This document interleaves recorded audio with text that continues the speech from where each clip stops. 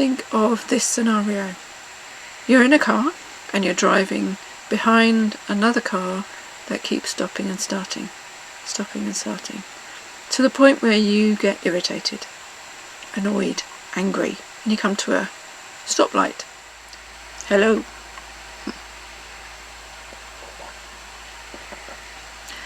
I'm going to try and be quick with this one, even though I think it's quite an in-depth subject. I don't really want to spend too much time on it because I've just recovered from a community strike giving medical misinformation, and if I get another two actually, within the next 90 days, then I get my channel scrubbed altogether. So I have to be careful. What's been on my mind? The thing is, I've been thinking about this man who's just been criminally convicted of praying silently to himself. Now I know that there are some sensitive issues around this subject, and I want to tackle it from the point of view from a woman who has had the experience and also believes in God. So I hope that none of you get offended, because this is my experience, and if you don't like it, just switch off or unsubscribe from me. But if you want to learn something, then hear me out. In the 80s, way back in the 80s, when I was in my late 20s, I had a termination. That seems a very clinical term for something that was quite horrific. When I look back on it now, I see the chain of events, and it was very sad.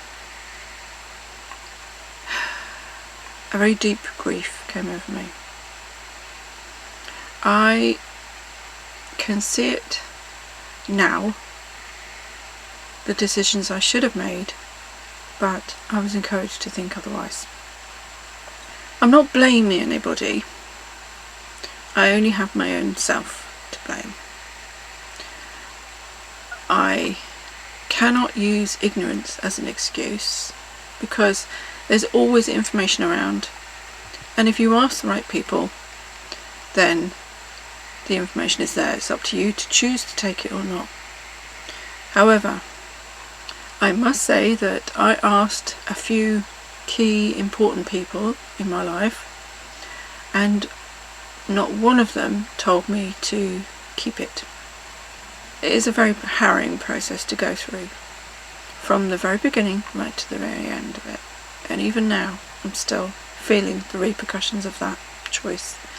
The thing is, I spoke to the Father, I spoke to several other people, and all of them were of the same mind. One did give me a choice and said, think of your life with it afterwards. What is your life going to be like as a single mother? Now, at the time, I knew a few people who had been through this process and kept the baby. And I didn't want their lifestyle. I also couldn't see myself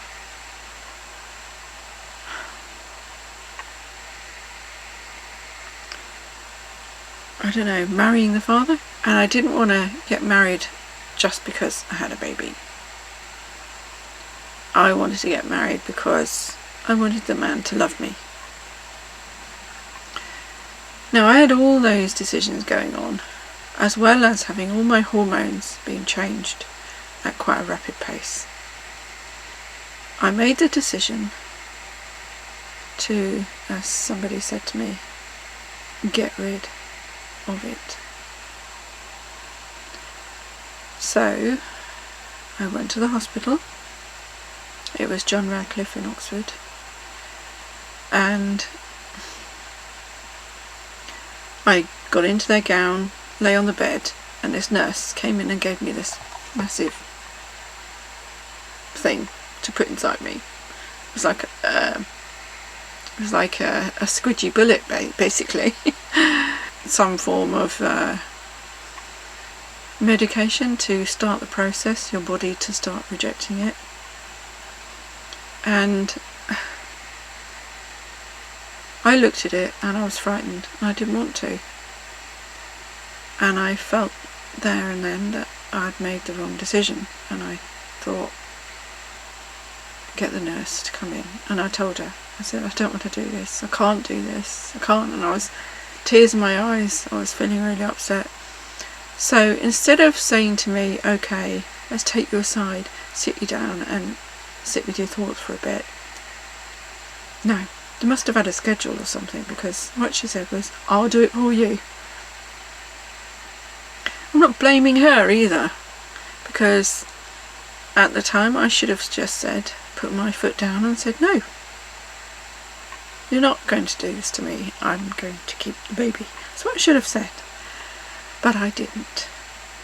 And I felt that was the right thing to do. God was telling me. How can God be telling me to get rid of one of his children? His little spirit, his little soul, growing inside of me. But that's what I thought at the time. You see, all throughout my life, I've always prayed. I learned why I should pray. But when I was a child, I used to look forward to going to the assemblies. I used to look forward to the end of the day. We said our prayers, and we said, thank you, God, and the Lord's Prayer. And at night time when I went to bed, I used to get tucked into bed really tight. Dad used to really tuck the covers in, the blankets in, really, so that we couldn't get out.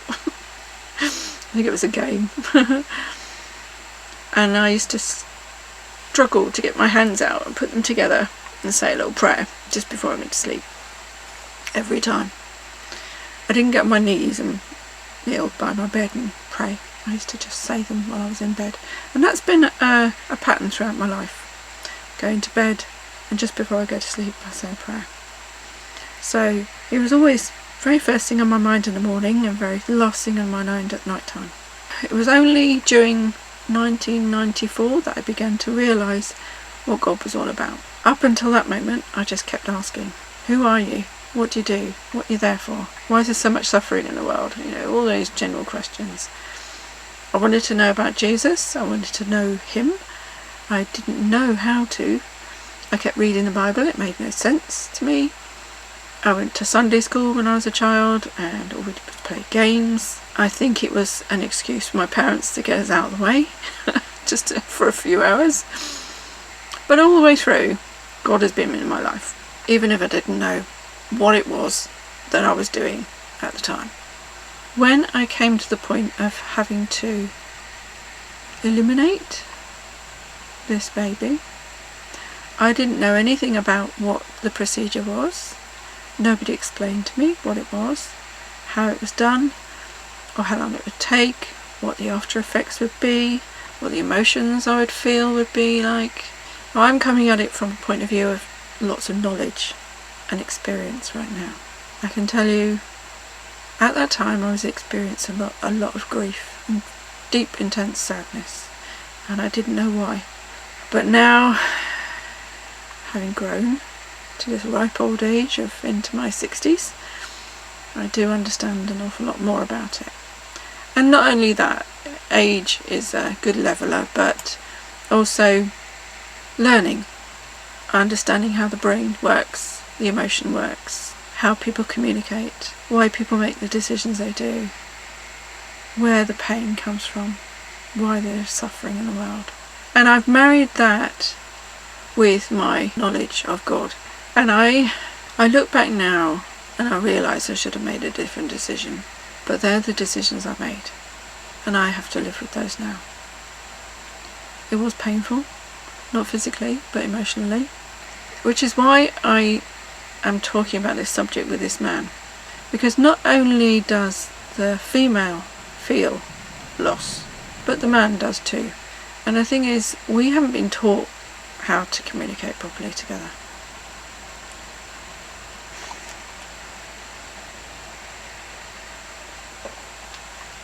I'm not saying that I know better than anybody else, but, yeah, there's a but. I have spent over a decade surrounded by literally thousands of men of all ages. I helped them with their emotions. And I know that most men come from a place of honour. They want to protect the women in their lives, but they don't know how to anymore. Because, ladies, the thing is, we have been convinced to be a certain way. That way is not good for society as a whole. It's good to have strength. It's good to have information at your hand. It's good to know that you can have an equal partnership. It's good to know that you can be strong and live on your own. However, it's good to know also how male and female brains and emotions and communication aspects work together. It's a sad fact of life that I've learned all of this now. Ironic. But I do see the pain and suffering that people put themselves through because of lack of knowledge. You'll have to forgive if this camper van keeps rocking around. It's because the winds are coming now. I might have to move. See, this man who has been criminalised for his thoughts, his prayers, that is sad from the point of view that he was praying for the protection of the soul of his son. Now, if you know how a D and C is performed, then I'm pretty sure you wouldn't go through with it. You see, it's a choice between dying with no suffering, no pain, much like we give our pets that option. We put a needle in them and they go to sleep. Or the choice of staring into a mincemeat machine and throwing your body inside it while you're alive. I'm pretty sure I know which option you'd choose, because a D and C is very much like the last option. It doesn't mean to say that it's not a human being with feelings and emotions. It's not a tadpole. It's not a bug. It's a person with a soul. And that's what that man was praying for. So that that soul could not be grabbed by, not God. The thing is, does hell exist? We've been led to believe it does, but did you know that the word hell derives from an ancient Hebrew word that means it was just a fiery pit on the edge of the town where everybody dumped all their rubbish, including bodies. It stunk. It was hot. It was horrible. And somehow we've used that word to indicate something else. I don't know. Just like I don't know what period of time we're in at the moment. How history has changed everything is just beyond me. I mean, you can see, even in this day and age, people are changing the calendars around, the dates of everything. Even stuff that's on the news is denied, lied about. And you've got video evidence there, haven't you? And all this suffering is to be viewed as a challenge to get through, to learn from. And I've certainly learned my lessons in life. I've certainly learned what's good and what's bad, what's moral and immoral, what causes pain, what causes peace. And your mind has an awful lot to do with the answers on that score. Think of the way we control our emotions, and they can be controlled. Think of this scenario, if you don't believe that. You're in a car and you're driving behind another car that keeps stopping and starting, to the point where you get irritated, annoyed, angry, and you come to a stoplight and it's red, and you're seething in the car saying, how can I get past this car? Your thoughts are all rattling around in your brain, figuring out ways of dismissing this person, this car in front of you. And then the light goes green and the car doesn't move, and you think, what the? So you get more angry. You open the car door, you step out, you slam the door, you rush up to the other car in front of you, really prepared to give them an earful. You see the person slumped over the driving wheel. What do? Your emotions immediately change to one of care, benevolence, kindness. You get into action. You call an ambulance. You open the door and you find out if they're okay, what's wrong. That is one example of how emotions can change immediately, and they can be controlled. We choose to be offended. We choose to not like something that somebody is saying or doing. Of course, if they're physically harming us, then that's their problem. They need to deal with that. But also, you need to deal with it too. Not by being offended, but by setting your own boundaries. And that doesn't mean changing them. It means changing yourself, changing your attitude, stating what you like, what you don't like, where you have drawn the line, what's acceptable and unacceptable. If your partner doesn't understand that, then how are they supposed to know what is right and wrong for you? It's the art of negotiation, the art of being able to not be selfish, to consider the fact that other people have different beliefs, different views, different opinions, and in that there is a richness. I know I've made mistakes in my life. I've read a lot of books, I've watched a lot of YouTube channels, social media. When YouTube first came about, it was a dating site.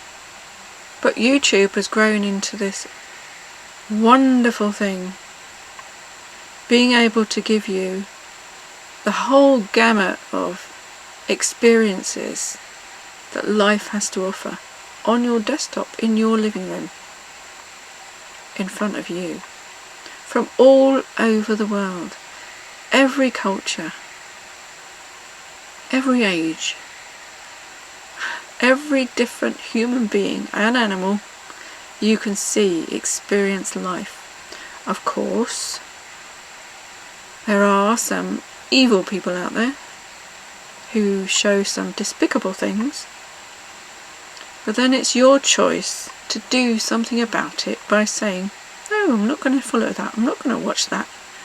You'll soon see them disappearing from the scene. If they don't have the customers, there's no point in producing the content, is there? Whatever that happens to be.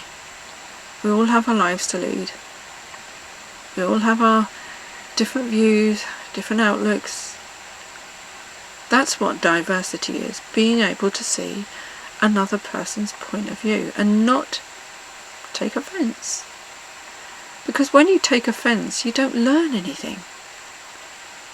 You can get your feelings involved, you can get your ego in the way, but in the end, what have you learned?